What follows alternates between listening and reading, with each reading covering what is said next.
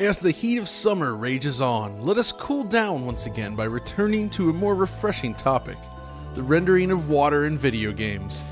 In our last episode, we worked our way up through the 8 and 16-bit era, following up with the early days of 3D graphics before finishing up with the era of Dreamcast and PlayStation 2. On part 2, we're diving into the world of Nintendo Gamecube, the Xbox, and beyond. That means examining classics such as Super Mario Sunshine, Wave Race Blue Storm, Half-Life 2, Morrowind, Halo 3 on Xbox 360, Hydrophobia, and a whole lot more. Feeling thirsty yet? All that and more is coming up on this episode of DF Retro. Let's dive in.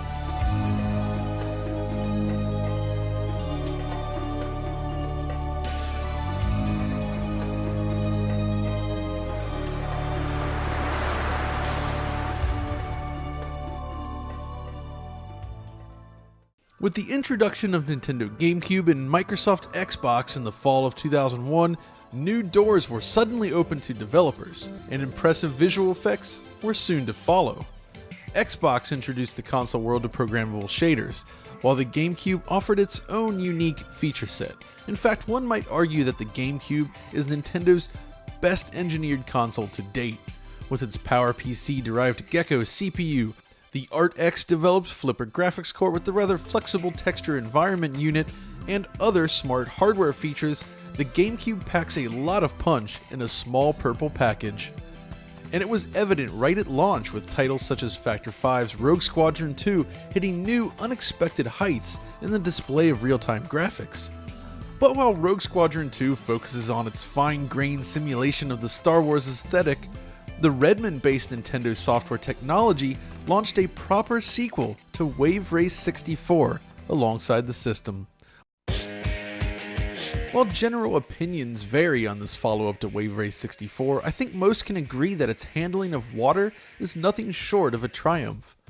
Wave Race Blue Storm follows up and expands upon the interactive water concept found in the N64 game. You're still racing around a course, slaloming between gates, while dealing with a beautiful wave simulation, but Blue Storm amps things up for the new console. The first thing you might notice is the addition of full scene reflections, an element lacking on Nintendo 64. As you race, the environment is reflected and distorted across the surface of the water. It looks fantastic and is correctly parallaxed with the surface, but how exactly is this achieved? Well, from what I can deduce, the reflections appear to take advantage of the embedded frame buffer trick, in which the current scene is used as input for the EFB, where it can then be manipulated and reintegrated into the main scene. This is the input image sent to the secondary frame buffer. This is then modified and sent back to the external frame buffer to be used in the main scene. As you can see, it's basically flipped, with unnecessary geometry called from view, including the player model. The resulting image on real hardware seems to be quarter resolution and is used for the reflection. Since the player model is called from this main view, a second local reflection is generated directly below the player. There's more to it than that, but that's kind of the basic gist. So, using Dolphin, we can enable a free camera option to decouple the viewport from the point defined by the game itself. When aligned properly, it displays the scene inverted to give the impression of real reflections, but if you change the positioning using the free camera option, these calculations are no longer valid, since the game has no way of tracking the position of the free camera. Thus we get corruption like this. From what I understand, this idea of writing memory contents to an intermediate buffer and then manipulating the contents is kind of similar to what we see today with render targets. The basic idea involves storing the various buffers required for things such as a deferred renderer or complex surface effects, and then using them to create the desired result. You can render out to a texture, manipulate the texture using pixel shaders, then utilize the results in your main scene. Not unlike what we're seeing here in Wave Race. Then there's the wave simulation itself. With the increased polygon crunching power of the Gamecube, NST can greatly increase the density of the water mesh while pushing its view distance out further from the player. In fact, if we zoom out here using an emulator, the water itself seems to encircle and follow the player character around the map, with increasingly complex subdivision occurring based on proximity to the player. At a distance, the mesh is suitably simplistic, but the water directly around the player model utilizes a higher density mesh. The developers have control over the ripple patterns across the entire surface, allowing for a wide range of stage types, including this stormy sea area. Racers all interact with the water surface as well, producing both polygonal water trails while exhibiting realistic buoyancy. Beyond this, the water surface itself features an animated surface texture to further increase the sense of realism. Dolphin can even reveal individual texture formats. We can see that the water surface here, for instance, uses the IA8 format, which is used for storing 8-bit intensity values alongside a separate alpha channel for transparency purposes. Taken together though, the result remains impressive to behold. The smooth waves and ripples vary greatly from track to track, and the simulation feels suitably realistic. It was a great way to show what the Nintendo Gamecube could achieve right at launch. Less than a year later, however, Nintendo released the next mainline Mario adventure, Super Mario Sunshine.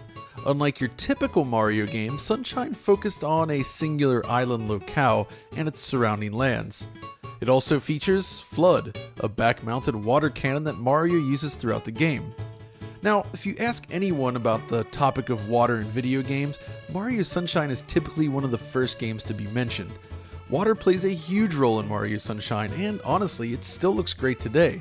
The beautiful waves and sparkling water surface are gorgeous to behold, but how was it done? Well, the water, like many things in graphics rendering, is a combination of careful design and clever techniques. And one specific aspect of it has already been examined in great detail by a software engineer known as Jasper St-Pierre over on his blog Clean Rinse. If you want to mess with these interactive examples yourself, be sure to check out his blog, but I'll attempt to summarize here. We're basically starting by discussing the water surface itself. What creates that effect? Well, at its core, it's simply a trick using mip-maps in a creative way to help create the illusion of sparkling water.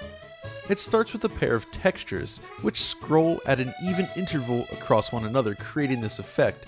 When blended with the background colors, it can appear blue, orange, or any other color the artist desire. It's kind of a simple effect on its own, and Nintendo itself has utilized this crisscrossing pattern back in The Legend of Zelda Ocarina of Time. See what I mean? But really, this is just the beginning of it. The next step relies on a creative use of mip-maps, and as a refresher, mip-maps are basically pre-computed textures used to reduce pixel reads on the GPU while reducing texture aliasing in a scene. The application then is based on distance from the camera, so smaller textures are used at a greater distance. These can of course be blended together smoothly using various texture filtering features, but you're ultimately looking at a series of increasingly small textures based on a single base texture. With Mario Sunshine though, Nintendo is basically assigning different textures to the various mip-map layers rather than using miniaturized versions of a base texture. So water textures near the camera have no pixels at all. It appears completely transparent. This is what prevents the water textures from colliding with the camera and also allows the player to see below the surface easily. Following that, we have a selection of different water textures of varying strength. Of note, the third mip-map layer is the brightest here, and it's used to give the impression of a band of light reflecting across the surface. It basically simulates sun reflecting off the water surface. The final step then involves a simple alpha test function, which produces results like this. It's a very clever solution, but it's only part of what makes the water so special. The next thing we have are the water refractions both above and below the surface, as well as full scene reflections in specific areas. This is another fascinating trick that involves using the embedded frame buffer to create cool effects. Looking first at the water refraction, from what I can tell at least, the scene is rendered out to the EFB and the resulting image receives a distortion effect that is then overlaid back into the scene. This is used to represent both the heatwave effect across the game and the water refraction when peering through the surface or from below it. It's also used to draw things like reflections in the stage. The entire scene is reflected in the water and parallax corrected to the camera frustum. Sunshine really goes nuts utilizing the EFB then. A flat plane resides just in front of the player, for instance, and it's used to create heat waves and the darkening effect used across Isle Delfino during game progression. Then there's the water itself. If we dip below the waterline, you can still see the surface above Mario distorted by the ocean, right? Well, in reality, this surface appears to be completely opaque when viewed from this angle. The geometry on the other side is not called, however. Instead, it's used as a source for the EFB. What you're seeing is a separate image rendered out to that secondary buffer that is then sent back to the final frame with a distortion effect applied to give the impression of looking at refractions. All of these fancy tricks work together in tandem to simulate the reflection and refraction of light throughout the game, and it's really kind of cool, clever stuff, if a little overkill. Then there's the wave simulation. While not as robust as Wave Race, it still manages to look great. The water surface seems to use a function to produce a smooth wave pattern, causing the water to lap up smoothly on the shore. It doesn't even stop there. There's this goop that Mario cleans up during the game that appears reminiscent of what we would later see in the Splatoon series. There's Flood itself then, and the water spray, which even uses an EFB copy to display Mario's reflection in the puddles made by said water cannon. I don't know enough about the Gamecube hardware to say for certain, but if I had to guess, it's all of these effects combined that force the team to stick with 30 frames per second rather than 60. After all, the preview footage of the game was shown at 60 FPS prior to all of the effects being fully implemented, and I'd imagine the cost of rendering out these scenes to the secondary buffer would have a significant impact on performance, but again, that's just my guess. Of course, Wave Race and Sunshine aren't the only GameCube titles to make waves. I already discussed the deformable water mesh in Metroid Prime back in that retrospective, and it still looks great here, of course. I can see why the team opted to avoid creating optical refractions and reflections, however, since it does seem to be expensive, and they wanted to hit 60 FPS. Again, just a guess though. Rare is certainly no slouch in this department either. Star Fox Adventures is perhaps one of the most technically impressive games available for the GameCube. With its large environments, smooth 60 frames per second frame rate, impressive lighting, and great use of fur and grass shading, it's really top tier material. Its water rendering is also suitably impressive.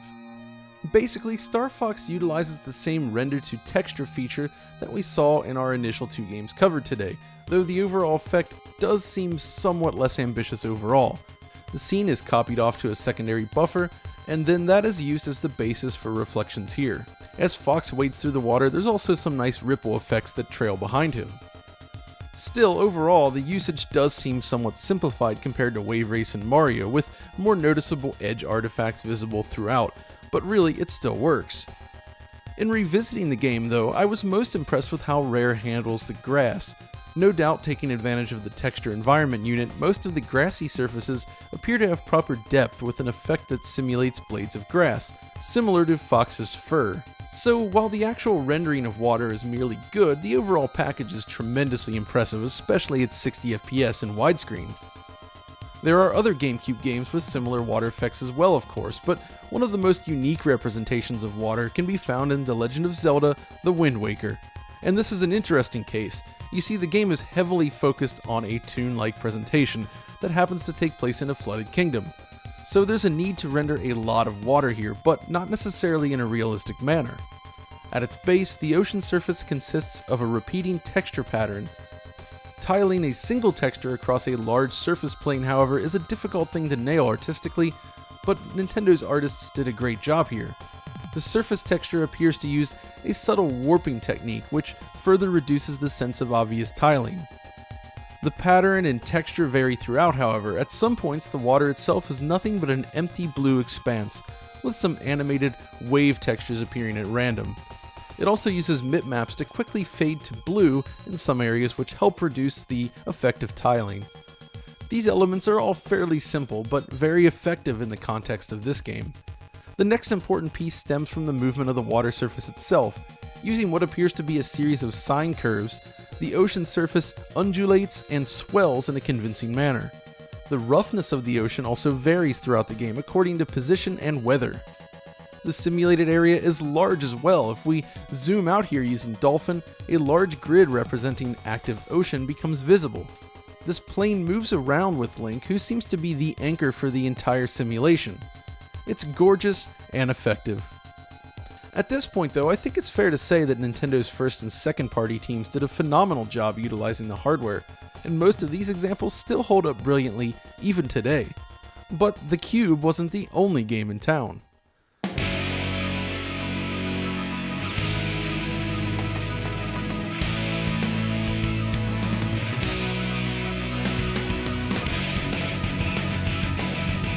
Microsoft Xbox launched around the same time. This beastly box with its NVIDIA GeForce 3 derived GPU introduced programmable shaders to the world of console development, allowing artists and engineers to create some cool new effects. A shader is basically a small program that can run on a GPU which can manipulate a 3D scene in the rendering pipeline before it's drawn. Your input, such as a model or a texture, can be modified by the shader program to create a desired look. Vertex shaders can modify vertex position, color, texture coordinates, and other things, which can be very useful for three-dimensional water simulation, while pixel shaders can work with individual pixels, which is useful for manipulating things like textures, color, and the representation of lighting. You can do a lot of things with the shader language today, but as far as I can tell, things were more limited on the original Xbox. Even still, it's an important step in graphics rendering and was widely used across the platform. This hardware is precisely what makes things like per-pixel lighting and the water rendering possible in titles like Halo. While simple and non-interactive by today's standards, the basic water shader adds a layer of specularity to the surface that you really didn't see on PlayStation 2 or the Dreamcast. It basically helps with surfaces like water with a relatively low performance cost, at least as I understand it. Bloodwake is an early title for the Xbox which features a lot of water. It's basically a car combat game like Twisted Metal, but with boats, and at the time its rendering of water was extremely impressive.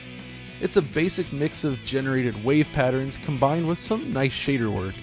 The focus of its design is on the rendering of its surface, which exhibits a shininess designed to simulate light playing off its surface. It looks pretty good overall, though some proper reflections would have helped a lot, I think. Bloodwake also features different weather conditions, which vary the intensity of the wave simulation. Playing during a storm is a very different experience compared to the calm sea. Boats also influence the simulation, leaving trails behind which influence the handling of your boat as you pass over them. Again, a neat demonstration. Now, on the flip side, we have Blink's The Time Sweeper. This gorgeous platform game was often the butt of jokes back in the day, but that's not really fair. It's a great little game that almost feels like a lost Sega title. I love it. It also happens to feature some rather excellent interactive water effects, which are impacted by the time mechanic. Basically, pools of water use a neat vertex rippling technique that can collide with solid bodies such as Blinks himself. As you run through the water, it ripples and moves around the player in real time, similar to Baldur's Gate Dark Alliance. But if you pause time, the water freezes in place and Blinks can carve right through it.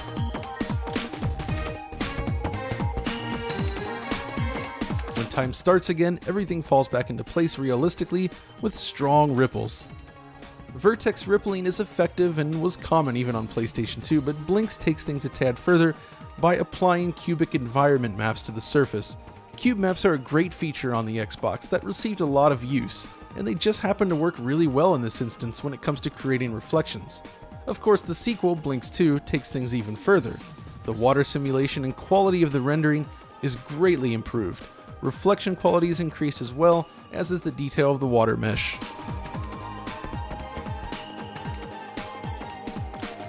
Another mainstay of the early Xbox era is The Elder Scrolls III Morrowind. For many users, this is one of the first examples of a game using programmable shaders for water. It's available on the PC as well, of course, but we're looking at the Xbox version here. Compared to the rest of the environment, the water takes on a more realistic appearance, I think. Reflections are approximated, but the end result is still attractive most of the time, and it looked really impressive for 2002. When it rains, the water surface is changed to reflect this, with the appearance of a drop-like pattern which really amps up the atmosphere. In addition, a ripple shader is applied to the area around your character, giving the impression that you're interacting with the surface. Unfortunately, while it looked great for its time, there are several flaws evident today, especially on the Xbox.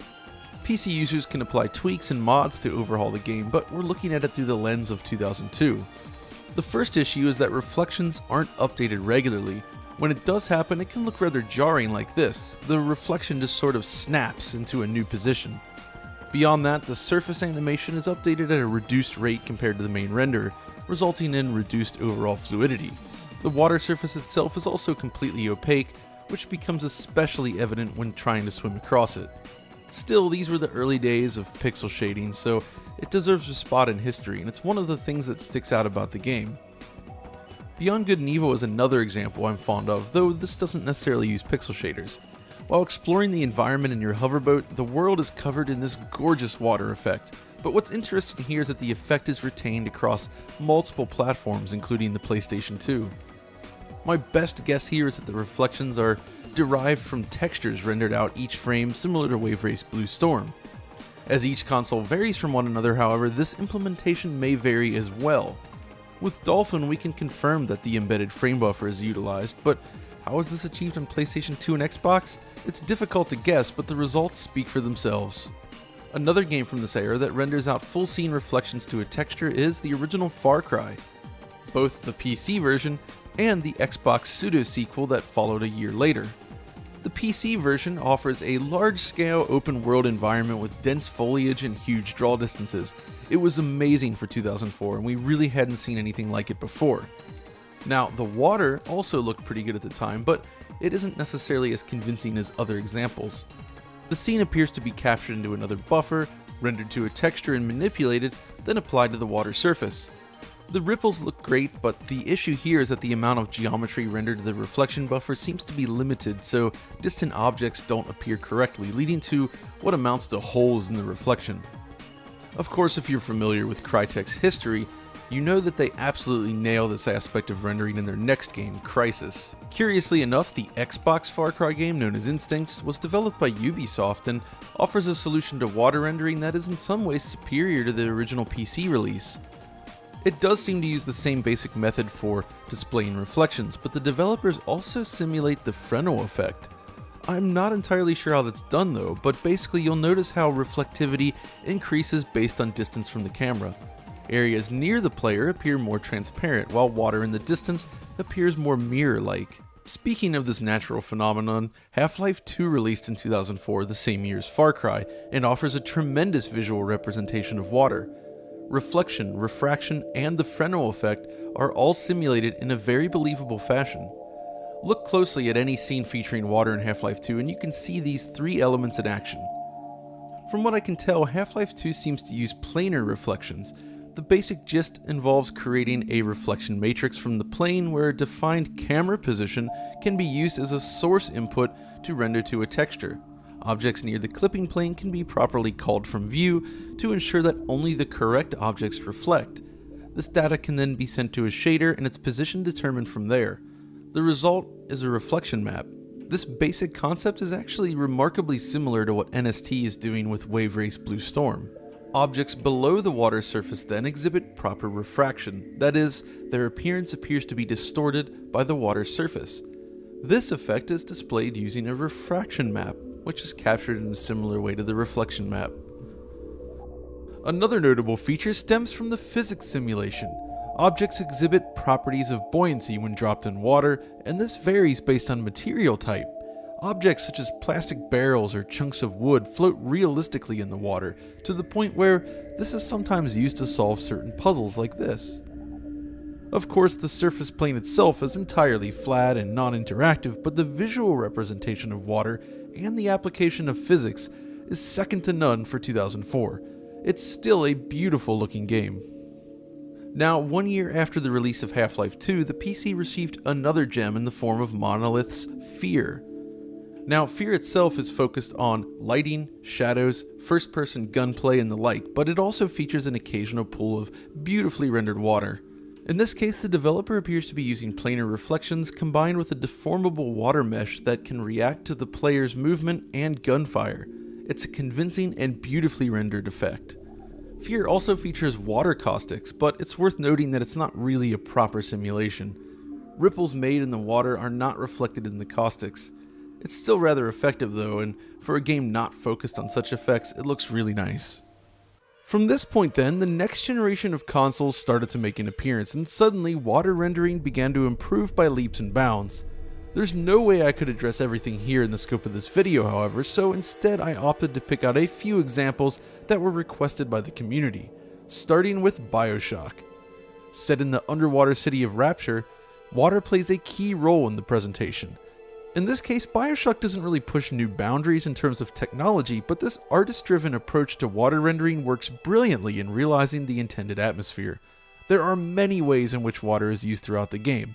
During the introduction sequence, for instance, the player is dropped right into the ocean at night. The fire and wreckage of the drowned plane are beautifully reflected across the surface. It's a remarkably evocative moment, and it's a great way to start the game.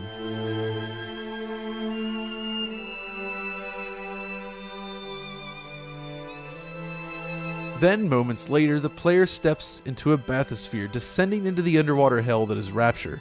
The water laps up over the window as the descent begins, and following a stirring speech by Andrew Ryan, the player is introduced to the city itself. Here the developers seem to use a subtle mix of rippling of the view and lots of transparent particles used to represent air bubbles, a technique you'll see later when peering through the windows from within Rapture. Once in the city, water is visible everywhere. It pools in shallow puddles on the floor, drips from the ceilings, and fills entire rooms. It's a perfect blend of excellent art direction and attention to detail. In some scenes, water caustics are visible as light plays off the water surface, and it looks great. In another early area, a piece of plane crashes through a tunnel, unleashing a flood on the player. Using a mix of 2D billboards, geometry, and water textures, you really get a sense that the tunnel is violently filling up behind you. Gorgeous water refractions are evident as well in some areas, like this, where the tiles situated below the water surface are properly distorted. Even small puddles exhibit a similar quality. In select scenes, the game even seems to make use of planar reflections to set the mood. This particular moment looks fantastic. Now, all of this footage here is captured from the original Xbox 360 version, as this is how I first experienced the game, but it's gorgeous on any machine, and in fact the water effects are slightly enhanced if you play the DX10 version on PC. So while it's true that there's no geometric distortion or actual volume to the water here, the quality of the artwork shines through, and BioShock remains a great example of water and gaming.